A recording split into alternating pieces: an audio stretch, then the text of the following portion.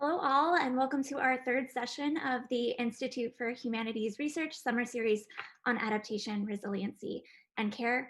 Thank you for joining the conversation today. Thank you for taking time with us. Today's conversation is about working in sync in a pandemic, and the pandemics we are collectively experiencing are multiple. From COVID to the fight for justice and equity, our everyday personal and professional lives have been altered. Our IHR team has been planning the series for a number of months. Even in March, when we were just beginning to understand the severity of COVID, we knew that the humanities and care would be important to build networks of mutual support. And that feels all the more vital now as we encounter more challenges as a community here in Tempe and Phoenix and beyond. For those that are joining us from beyond the ASU community today, our conversation will be shaped heavily by ASU Sync, our university's plan to provide synchronous in-person and virtual classroom experiences for students. ASU Sync seeks to provide students with technology-enhanced, fully interactive remote learning using live lectures via Zoom, the very platform we're using today for our session. This approach will likely be combined with in-person instruction to accommodate students in various circumstances and enable social distancing measures in classrooms, in physical classrooms. Working in sync then applies to both this hybrid approach to the fall 2020 semester and our need to work together to build a discipline and an academy that responds to the needs of our communities and our shared historical moment. And so our speakers today were asked to consider a list of questions in light of their experiences with working in sync. Those questions are, what has changed about your method of course planning as the launch of ASU Sync approaches? Are there resources or tools that you've found helpful to prepare for a semester or more of ASU Sync? How can we approach the coming semester of ASU Sync with care and consideration for our students' varying situations and localities? And finally, what challenges do you anticipate arising with the coming semester? And are you considering plans or strategies to address those challenges? Our speakers today will be giving brief presentations and then we'll be opening up to questions for Q&A. Please submit a question at any time via Zoom if you're joining us via the webinar or as a comment on Facebook or YouTube, and one of our moderators will relay that to our panel. And most importantly, thank you to all of our moderators today. Selena Asuna, our IHR coordinator, and Lauren Whitby, our IHR communications specialist, both of whom are moderating and watching our live streams and making sure that we're all ready to have this conversation. This event wouldn't be possible without them and without the work of Joseph Carter, who is running our streams today. Thank y'all. I'll be introducing each speaker today before they give their presentation, and so it's my pleasure to first introduce to you Victoria Jackson. Victoria Jackson is a sports historian and clinical assistant professor of history in the School of Historical, Philosophical, and Religious Studies, Shippers, at Arizona State University. Jackson writes and speaks about the intersection of sports and society, exploring how the games we play and watch tell us much about the communities, local, national, and global, in which we live. Her writing has appeared in the Los Angeles Times, Washington Post, Slate, Letras Libres, and The Independent. And she is a frequent podcast, radio, TV, and documentary film commentator on sport and society. Thank you so much for joining us today, Victoria, and I will hand the virtual mic to you. Thank you, Elizabeth, and thank you to the IHR for organizing and hosting this event.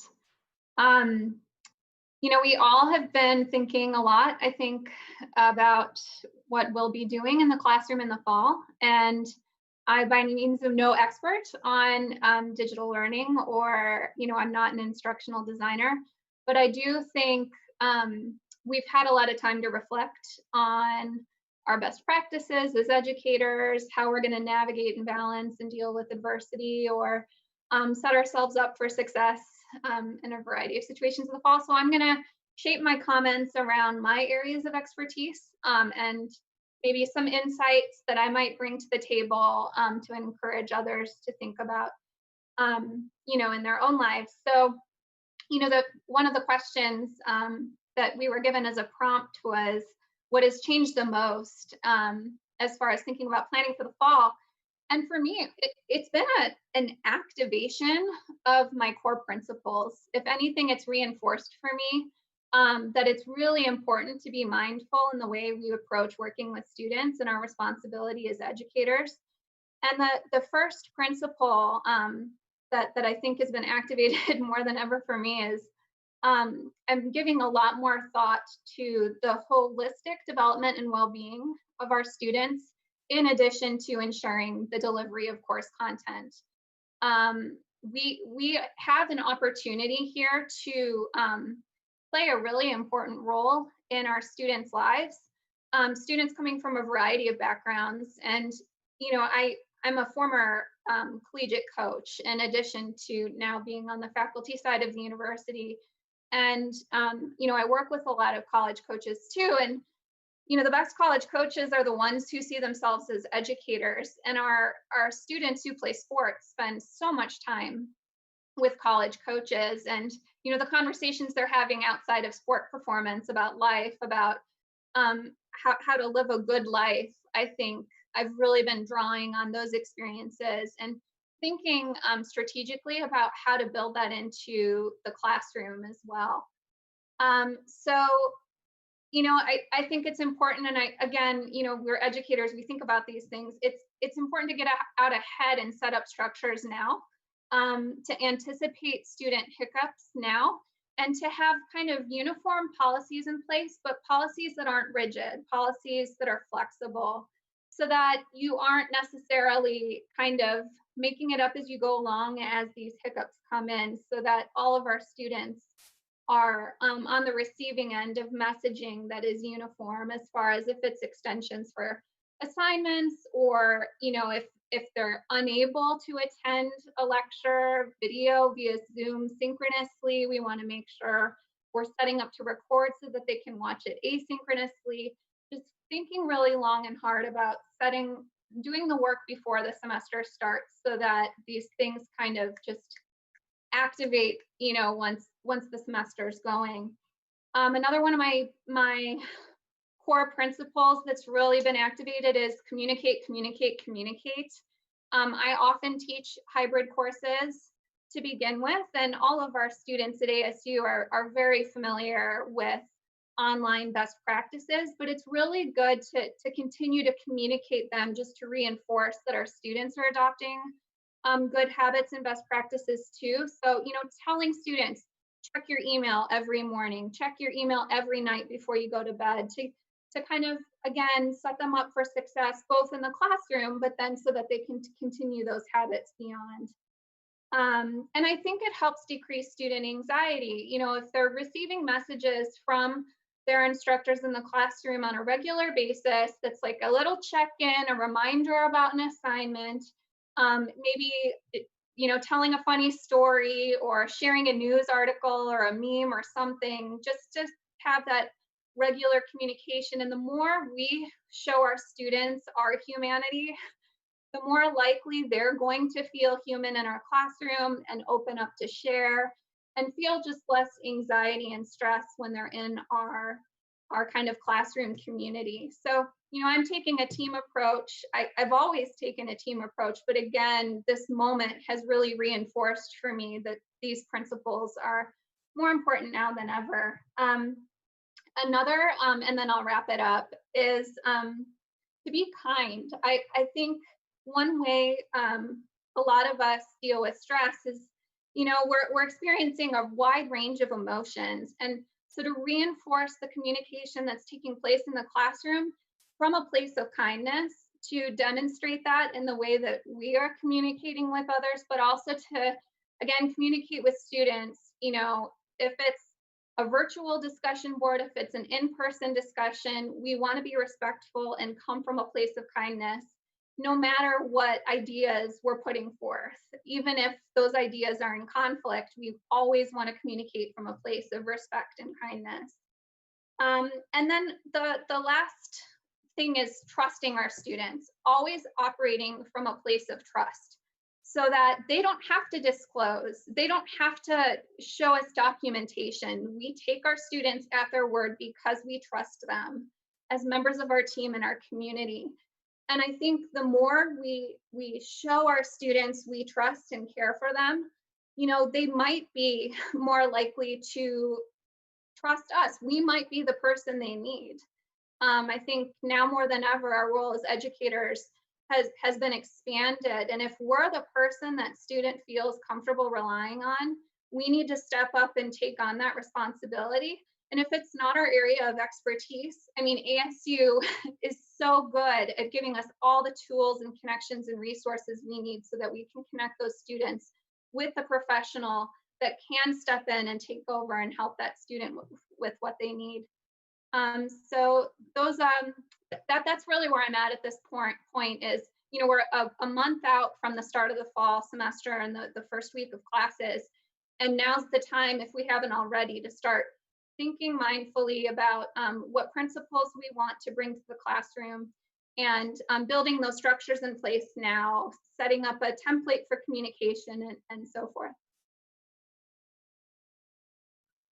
Thank you so much, Victoria. I wrote down so many notes right there, but I wanted to just highlight this kind of call that we're a month out, and now is the time to start thinking about what our core principles are. And these core principles, these three, I'm sure we'll come back to them over the hour. But what I love so much about it is that now, when we're a month out, is the time to really think more deeply about what being an educator is for each of us individually, and then also collectively as humanities people in academia. So thank you. And now it is a pleasure to introduce Todd Swanson. Thank you so much for joining us today, Todd. Todd Swanson is an associate professor at the ASU School of Historical, Philosophical, and Religious Studies. He also directed ASU Center for Latin American Studies as a Title VI National Resource Center from 1997 to 2007. In 1999, Swanson founded the Andes and Amazon Field School at Santu Urcu, an Amazonian Quechua community in Napo Province, Ecuador. During the summer months, he resides at this site with his wife and 4 children, where he manages an Amazonian forest preserve. Swanson serves the Santu Urcu community in an elected capacity as councilman for environmental affairs. Swanson's work comes out of a lifelong interest in the Ecuadorian Amazon, where he grew up as the son of evangelical missionaries. And Todd, thank you so much again for joining us. I'm going to pass that virtual mic over to you. Thanks so much, Liz, and it's really a pleasure to be with everybody today. I think it's a time for tremendous reflection, change, and also real opportunity. Usually at this time of the year, I would be in the Ecuadorian Amazon. Every summer I've been there. You can see the background behind me, although I'm actually in Arizona at the moment. And I have the privilege of working there usually with 14 or 15 graduate students who are FLAS fellows studying Quechua language, Achuar language.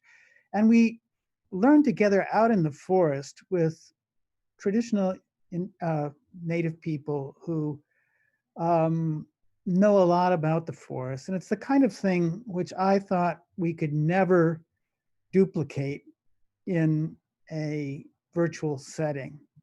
Because it's a setting where there's very little connectivity, people who don't generally use computers.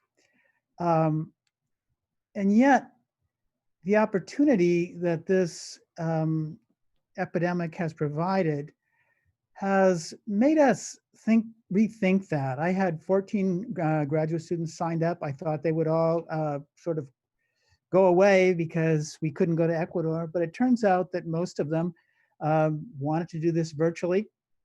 And this morning was just an amazing session. Before I got on here, I was in a breakout session with about half of them, with 6 students.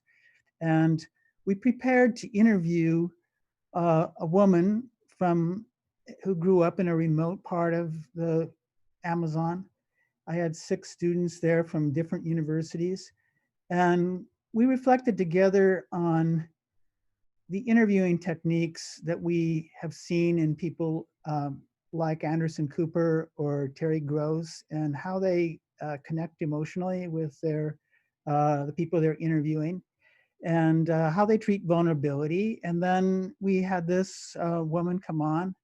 They were all at the intermediate level in Quechua, and she told about their lives, and it worked in some ways much better than it could have worked even in Ecuador.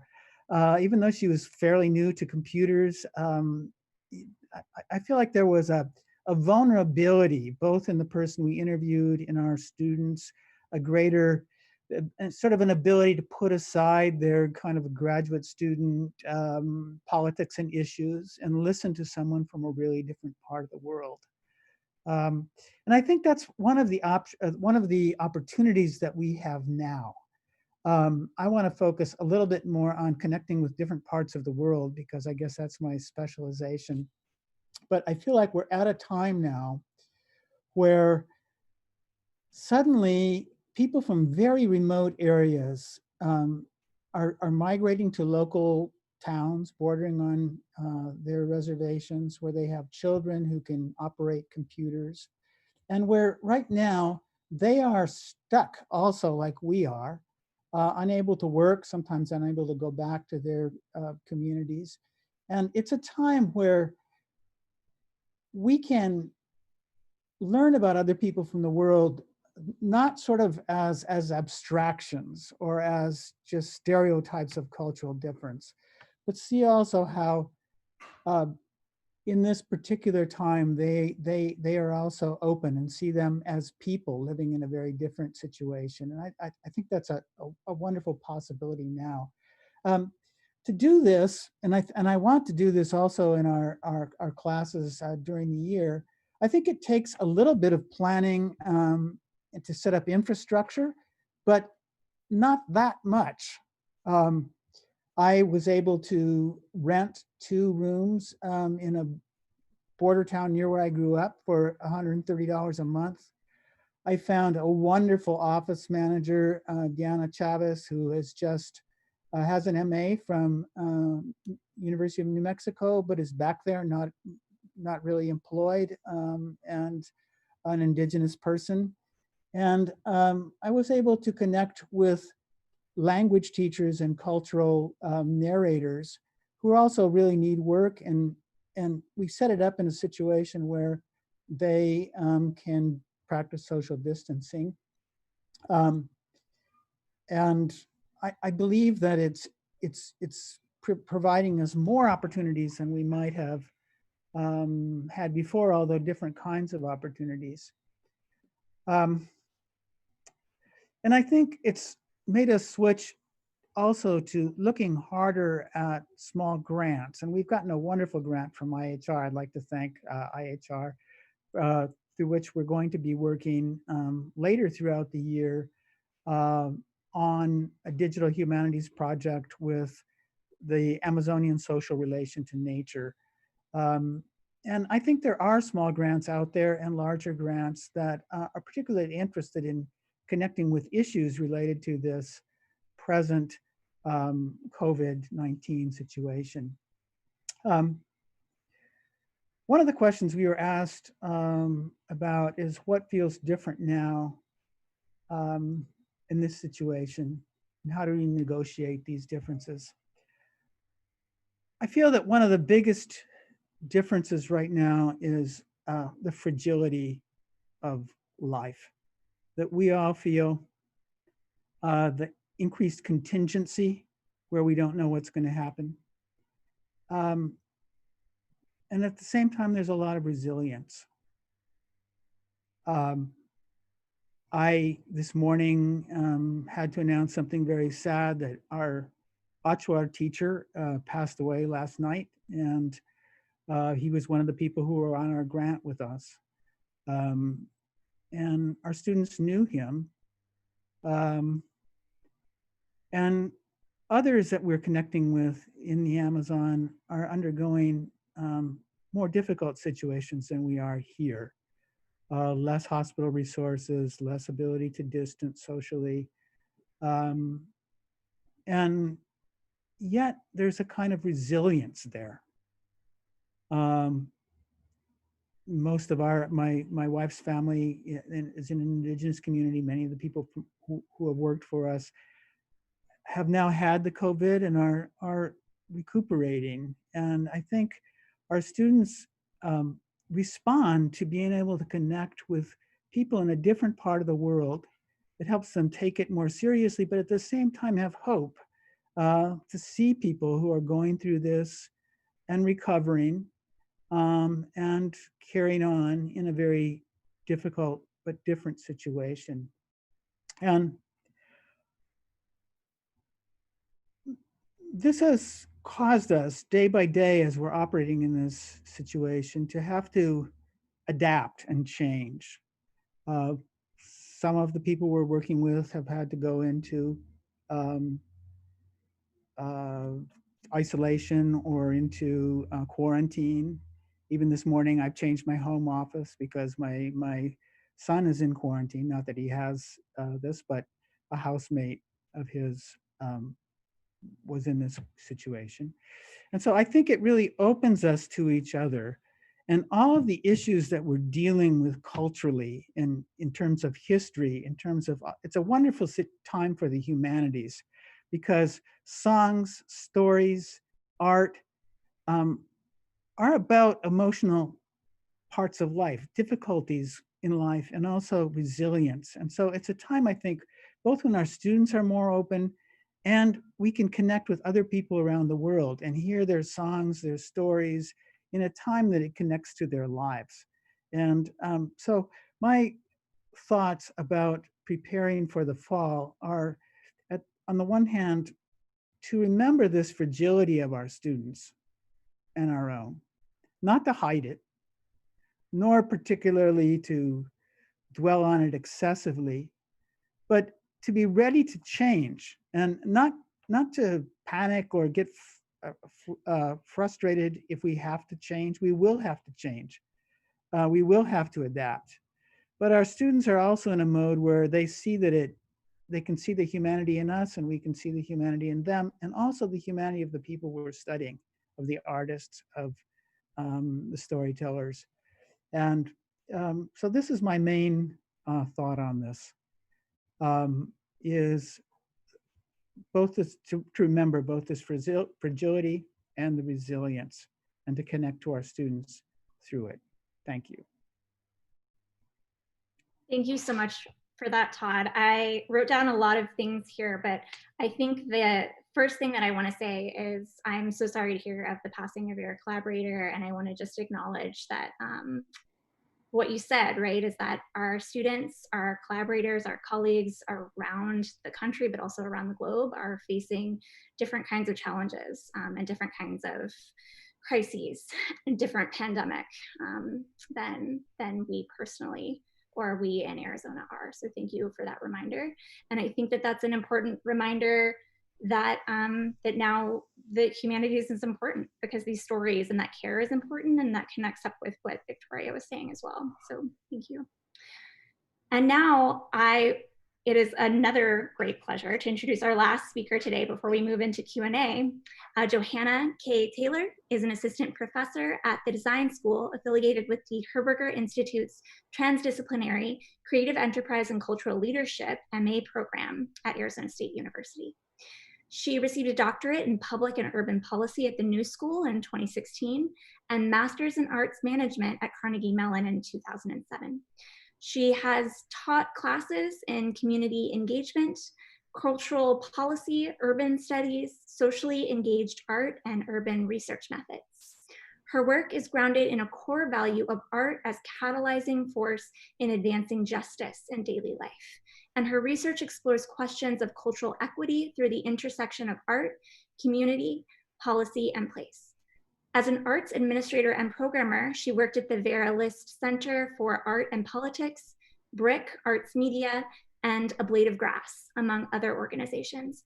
Before joining ASU, she was Creative Cities Fellow at Stanford University. Thanks so much for joining us today, Johanna, and I will hand the virtual mic to you. Thank you, Liz. And so thank you so much to Victoria and Todd for your thoughts. I feel like we have a lot of intersections, and this is a moment where we all need to be coming together to share our ideas. I think one of IHR's questions for this panel was where are you getting inspiration and how are you learning how to proceed in this moment? And the biggest thing for me really is having these conversations with colleagues, informal settings, through panels like this, through informal settings over Zoom happy hours, through reading people's blog posts. So we need these conversations to continue. So my primary concern for fall 2020 is how to create a student experience based in the shared community of care, which I love that is one of the themes of this series as well.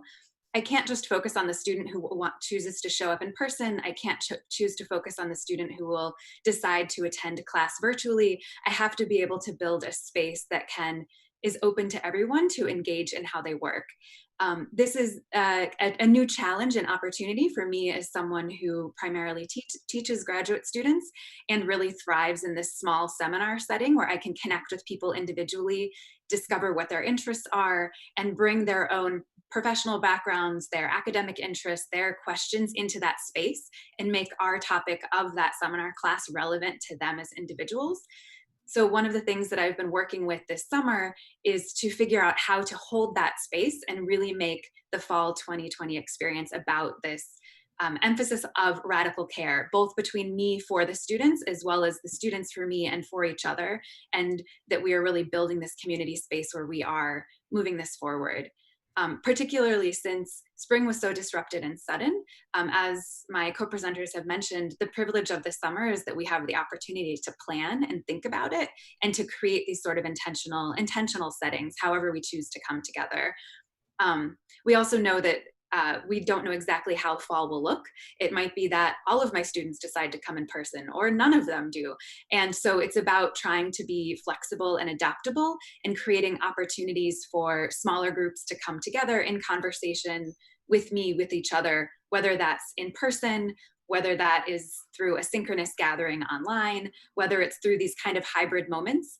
I also realize that our mutual comfort with the changing nature of the world around us will likely also be changing over the next 6 months.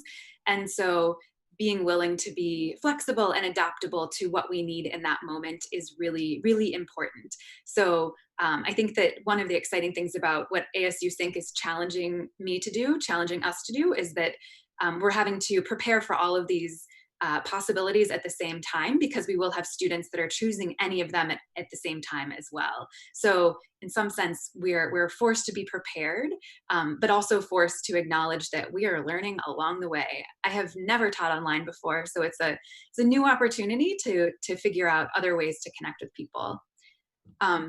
Another thing that I'm trying to figure out is how to continue to have the class be responsive to student needs and questions. As Liz mentioned, I run a master's program that is supporting graduate students in thinking about new futures for arts and design. So whether they want to be arts managers or starting a new business or what that looks like. So people have very practical questions around what will this world look like in the future? Will people go to arts organizations? Is there a need for design? So there's also a need to acknowledge that as the world outside of us is changing, that it's actively influencing and changing the field that we're discussing. So we need to be bringing those daily conversations into the classroom. So it means acknowledging what is happening in our field, what new challenges are arising.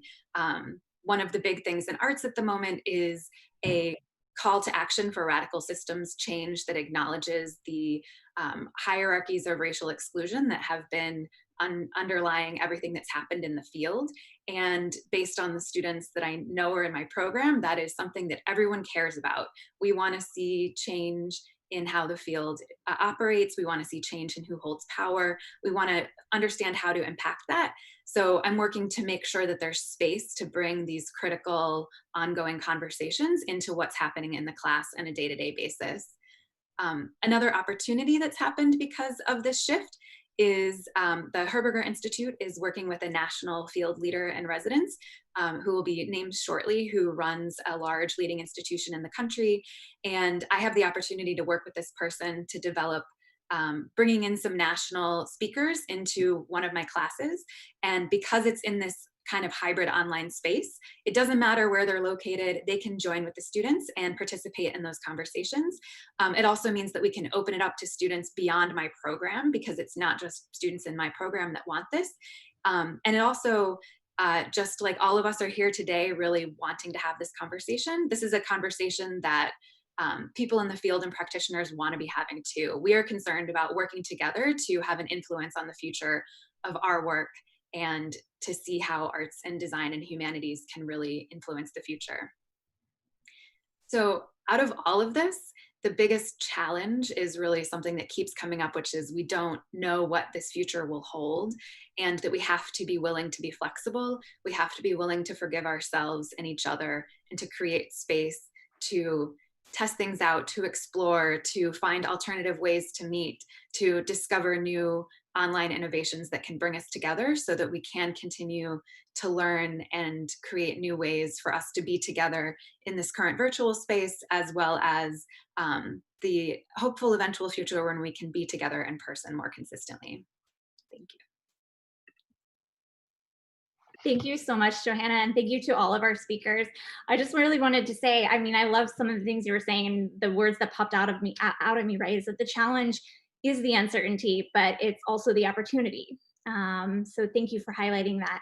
And thank you also for saying something about forgiveness, because I think that that's important right now, and it's a theme that links all three of your brief presentations, right? For approaching with care means approaching forgiveness for us, ourselves as instructors, but also forgiveness for our students.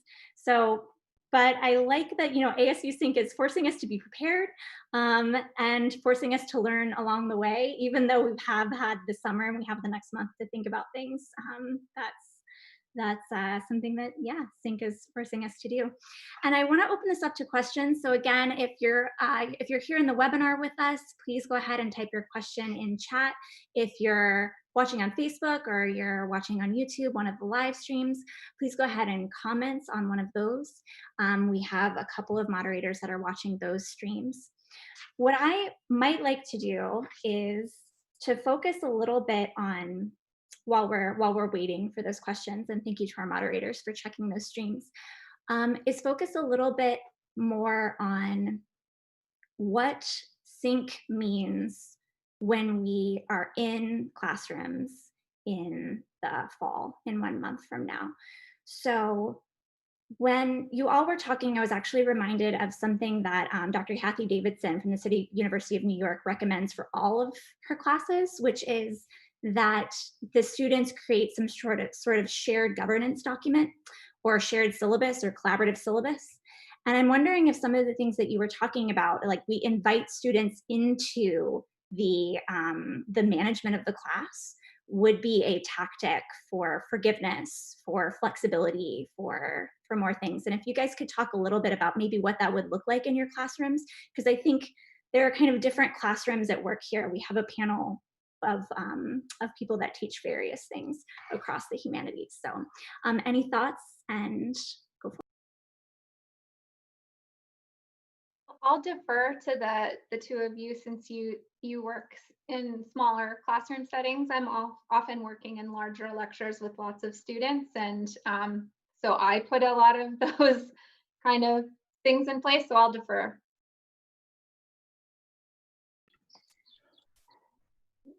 Well, I think it's very important, because we're in a new situation, for students to feel like they have more control of the classroom in some way.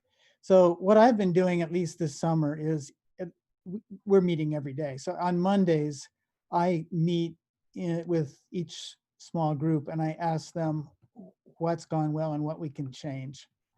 And even though they often don't change the structure, it gives them a sense of input and control, and they have had some very good ideas.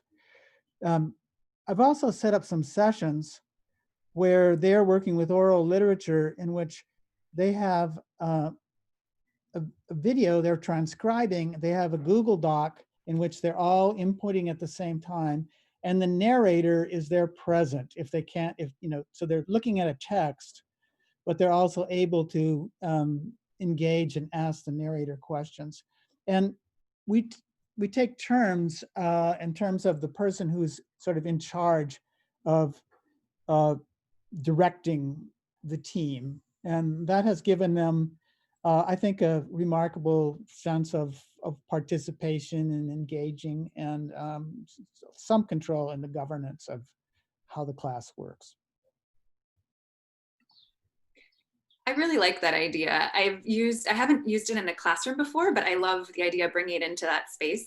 I've used it with community meetings and a fellows group that I ran once, because it really is creating an equal platform amongst everyone. And I feel like, especially because we're in a space where we don't really have a common ground, our common ground is uncertainty, that it now enables us to build something temporarily that brings us together. I also find I'm teaching a kind of applied research class in the fall, and a couple years ago I did it where we had an online repository where everything became common knowledge. So you wanted to contribute good work because it helped someone else's project, and the work that they did helped to create yours as well. And so I think that this suggestion could reinforce that. So thank you, Liz. I would just add, like, for those who are teaching kind of larger undergraduate courses in the humanities, one thing I like to do, and I get a lot of students who are not humanities majors, but what I really wanted, like, I see my role and my mission as fostering and encouraging, like, a love of lifelong learning. And so I try to assign materials that kind of give students the ability on their own without me telling them, like, this is really cool. It's really fun to, if you're grocery shopping or cleaning, to like plug into a podcast and listen to really smart people who are experts in what they study talk about that thing. And so I often, I don't replace every single reading assigned material with podcasts or documentary films or those sorts of things, but I try to build more of those in, so that, students might be too stressed out to read something late at night. I know I've been paying attention to academics on Twitter saying, like, they haven't been able to read for pleasure, that they just end up closing the book and going to bed. And you know what, we have to think about these things for our students too. So maybe not shared governance, but more options in assigned materials. So if you want to read, the article from which this podcast conversation was spurred, read the article and listen to the podcast, or you can just listen to the podcast, that sort of thing. And same thing with assignments. Like, I, in these large classes, and especially with, just all these question marks around what things will be like in the fall, to have options for assignments. If students want to do group work, if they want to record their own podcast, they can choose that, or a written paper, or so just building in more choices into both what our students are consuming and also what they're putting out into the world. Thank you so much, everyone. I think that was perfect, right? Because that addresses what might be possible in a large course and what might be possible in a smaller course, where there can be kind of shared governance and an equal platform and a collaborative tool, perhaps like Google Docs or breakout rooms, to kind of help shape the vision. But also in a large class, it's very true that, like, choices, I keep seeing this a lot in the things that I'm reading recently. Choices and options are what students need, because their energy levels and their ability to focus is going to vary pending what fall looks like for them personally and professionally. So that's wonderful. Again, please submit questions. Just as a reminder, I know that sometimes it takes a while to shape those questions, especially when you're typing. So let us know if you're thinking. But I would love to ask and kind of go back. Everyone talked a little bit, but I know there was some specific thoughts from Johanna about ways that we can incorporate into our classrooms the ways that the discipline is changing, the ways that research or the field or the career path for our students is changing. And I wonder if anyone has thoughts about how to start that conversation in the classroom, or to incorporate that into readings or podcasts or documentary films that we might give as options for our students.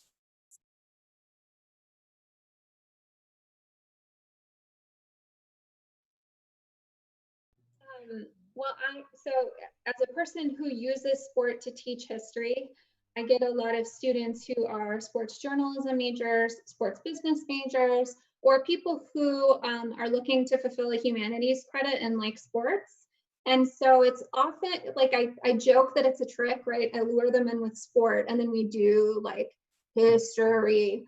But you know, I think we're in the ideas business, and like the playfulness around ideas business. And if our students are coming to us at a certain stage in their life where they're pursuing a new career, or you know, getting more credentials to continue on a pathway in the career they're already in, or you know, whatever, I think that playfulness around ideas, and the ability to drill really deeply into a specific topic or area of expertise, but then to know to like cast a wide net and become a sponge and show them how the insights you might get from one thing that seems completely unrelated is very much applicable to this one space where you think you're an expert, is so important. And so that, you know, our students who think they might be going down one career trajectory are going to be open to other possible opportunities. And if we're thinking about, you know, an economic recession, a potential economic depression, like we want versatile players. We want, you know, to use this silly sports metaphor, like somebody who can kind of pivot and go in a new direction and embrace it and see it as an opportunity rather than like the backup plan. So I think the more we encourage our students to think creatively, to embrace ideas and to be open to new possibilities and opportunities, and presenting that in a positive way, that's our responsibility as educators in the humanities for our students, no matter what degrees they're pursuing. I think it's also important to help our students build on their own histories and what they love, because that really is what connects them to their versatility in a certain sense, rather than sort of having a career that they're planned to get hired in as soon as they get out. And then there's huge anxiety, well, what if I don't get hired there? Since they are likely to have to shift careers from various different places, or to be partly employed and partly self-employed, I think what's important is for them to gain an understanding of what their own interests and their histories are. Most of them are bridges in some way or another, bridges between cultures, bridges between one part of the world and another, bridges between languages that they grew up in this globalized world. And oftentimes our students see those as actually things getting in the way of their being hired. They came from such a rural background, or they came from a different country. And what they, I think, need to see is that people are going to hire them to be those bridges in some way or another, in whatever area they're in. And so that they can develop their humanities skills in a variety of ways that interconnect and that give them this versatility and this ability, I think, to present themselves in ways that they'll be hired in a variety of different places that may build on each other. Thank you both. Building on what Todd said, I agree. I see my students as being experts in individual aspects of the field. I think particularly for my graduate students that are coming into this program where they want to think about, you know, what is the future of a dance company look like in 2024, or how is dance really connecting with VR, or whatever it might be. That person might be the dance expert, but then someone else is coming into the program having worked in publishing and doing a lot of journalism, and they can have a dialogue where you can learn that some solution that happened in one field 5 years ago is really great in yours, so that there's a lot of ways that they can share ideas and activate other solutions. I think that the same, I've seen this already this spring, and I anticipate it will continue into the fall, the way that we kind of stay abreast of the changing field around us, that the students are going to continue to be in tune with what's happening in their specific industry, but not necessarily see how it connects with others. So really trying to motivate students to bring those conversations into the classroom and continue to build on this exchange.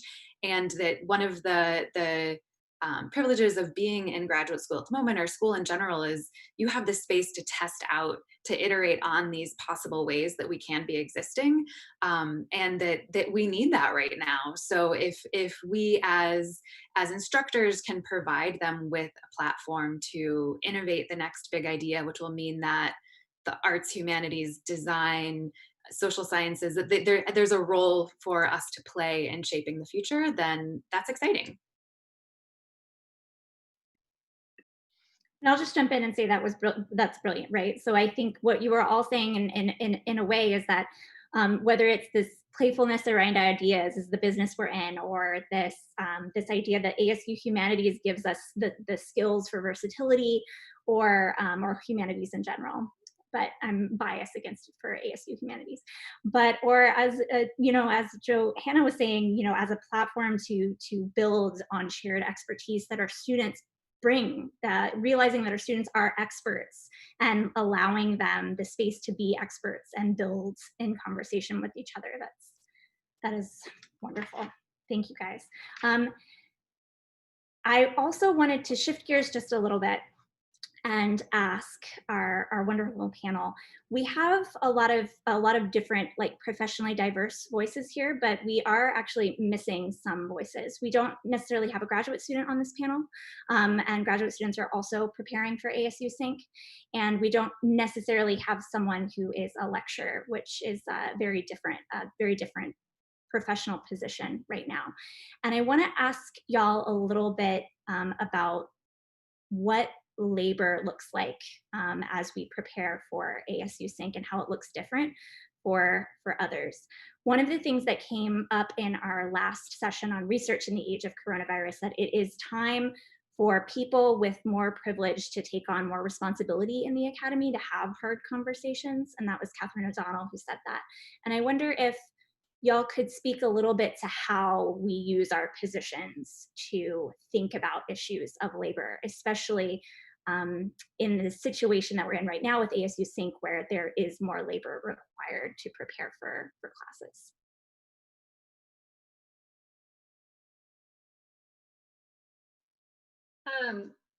So I'm a former ASU PhD graduate student, and I'm also a former lecturer. So I think a lot about labor or classifications within higher education, if people are students or employees, in the space of my work on American college sports.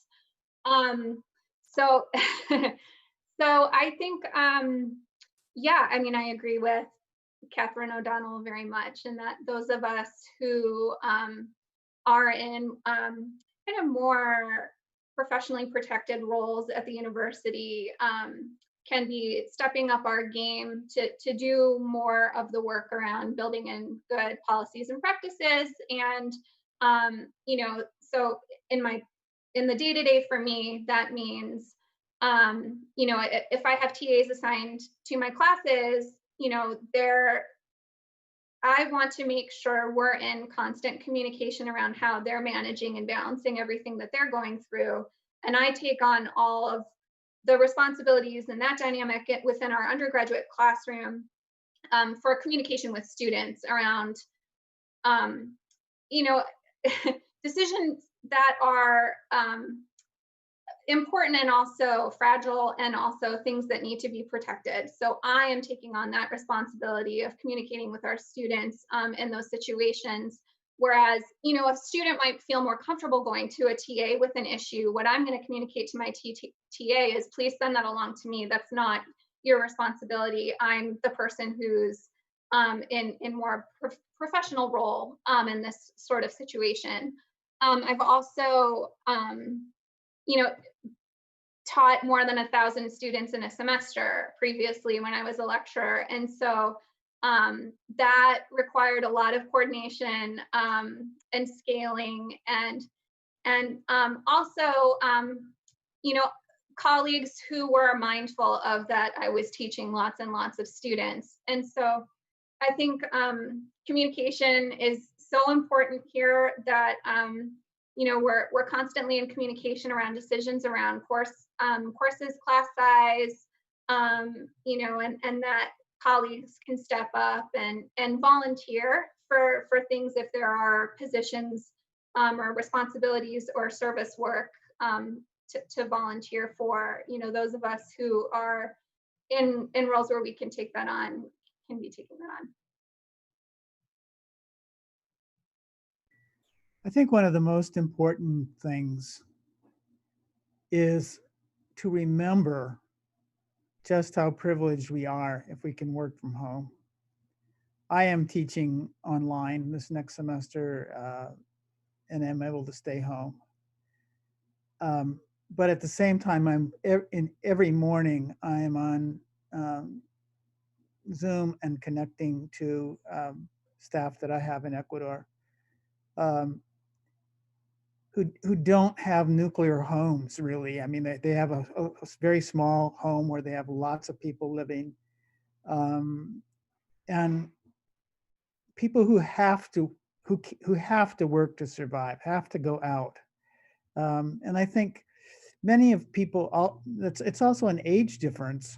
Young people in the age of our undergraduate students, most of them need to work to be independent or to have their lives. And they're out there, and they're at risk. They're at greater risk than we are. I also have some close friends that I've worked with over some different years and summers who are graduate students who have to come back and teach in person as a sort of part of their stipends that they have. And they don't have any other option, really. And some of them are feeling high anxiety. And I think it's important just to remember this. Sometimes we think, you know, everybody could rest in place and observe the same sort of safety net that we have. And I think out of this remembering and recognizing this privilege, we need to be able to do what we can to correct it, to give those people a break who are in our network, whom we depend on, who aren't as privileged or as able to be as safe as we are. And I've had to do this several times this summer already with staff who have had people in their family die, or who are sick, or various needs that they have. And I think it's sometimes easier to lose sight of this in a very big classroom or big institutional setting because it's so large. But nevertheless, that's true. We have all these people we're depending on whose lives are much more precarious than our own.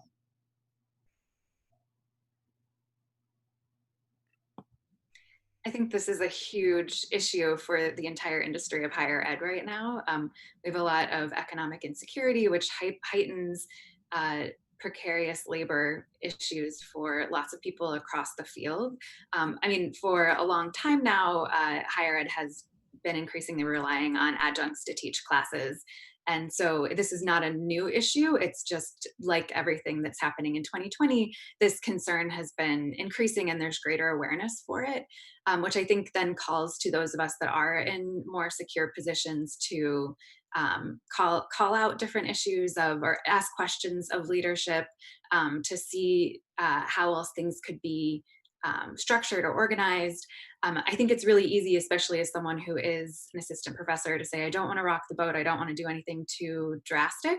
But I think that asking a question and gathering together with other people to ask those questions, that even in small ways, that we hold more power than we realize. Otherwise, I think that people, this will only increase, because it definitely does require a lot more work for adjuncts and graduate students to learn these different systems. So maybe we can be liaisons in supporting that work. Maybe we can take on more of the the teaching platforms to connect with the other classes. I think that we have to be willing to step up. Thank you all so much for that. And I'm just going to recap by saying, thank you, Victoria, for saying, make sure that the TAs that we're working with, the graduate students, staff that we're working with, right, isn't taking on all of the emotional labor, right? I think that's what you were talking about, is the emotional labor, because there's the coursework prep, but there's also the emotional labor that we do as instructors. And thank you so much, Todd, for saying that I think we need to really understand the risk that people are facing and the anxiety that that causes, and that understanding can kind of lead us to doing what we can to correct it. And thank you, Johanna, for giving us a to-do list, which I think is perfect, right? We need to have a greater awareness, but we need to call out, and we need to ask questions of leadership, and we need to rethink structures by being liaisons. And we're approaching the end of our hour right now. We have about 1 minute left together, actually, so we don't have much time for final thoughts. But I would love to just kind of go around, and if there's anything that you would like to say that you maybe didn't get to say, or that you thought of during the hour after your brief presentation, I would love to hear from everyone before we sign off for the day. I'll quickly show you this. This is a fin that's next to me. So this is an Orca Raft that I've been sitting next to for this entire conversation. And I show that because I'm going to be doing this in the classroom when we're synced up. I'm teaching online this fall as well. And I think the more we can show our students, just give them little peeks into what the realities of our lives are, right, the better they're going to feel as they're navigating all these really stressful situations and decisions. And, just the more we show how human we are, and that we're often doing our best, maybe not, these performance opportunities are when we're not at our best, but we step up and show up and participate anyway. I think the more we show little things like that. This is my son's raft. He's 5. By the way, it's not my raft. That way, I think just little nuggets of joy that we can throw into what we're doing as we're thinking about course content and delivery, the better. We're in a time of great loss, I think, and change. And we're coming up, of course, into a political election as well. And I think it's a time when people are becoming more aware of their privilege, but also the sense of how they're losing privilege, or how they are differently experiencing loss in a time like this. And at the core of what is likely to be causing higher polarization, more visible racism at times, and also anger against that racism, is the lack of the inability to empathize across cultural barriers. And some parts of the country are much more homogeneous than others. I think the humanities is a key area in which we're able to understand the humanity of people who are different from us through their stories, art, and so on. But I think it's also a time right now when the people who produce these different cultures are vulnerable and open, and our students are vulnerable and open. And what we need to do, I think, is to create bridges of empathy in our classes where we can see the common humanity of people who are from different parts of the country, different cultures, different parts of the world, which person to person, which I think helps to bridge this time of polarization and loss. I want to also challenge us all to make space for rest. I think it's important to acknowledge that these are difficult times, and that we need to give ourselves space to rest, and that itself is also a necessary practice that enables us to do the work the next day, even if it's a smaller amount of work than we would have done in another setting. Thank you all for those final thoughts. I think that is a perfect way to wrap up the day, and I am just so grateful for the time that you've spent in conversation with our community. I know that this video is going to be a resource for a lot of people, so I want to thank you. And I'll do virtual applause, and I'm sure a lot of people that are watching are doing that as well. I want to remind everyone that's also watching that that July 28th will actually be the last of our summer series sessions on adaptation, resiliency, and care, and that will be student life in the age of coronavirus, where we will have a student panel talking about the pandemic and the challenges that we're facing. Thank you for joining us. Again, thank you for spending time with us today.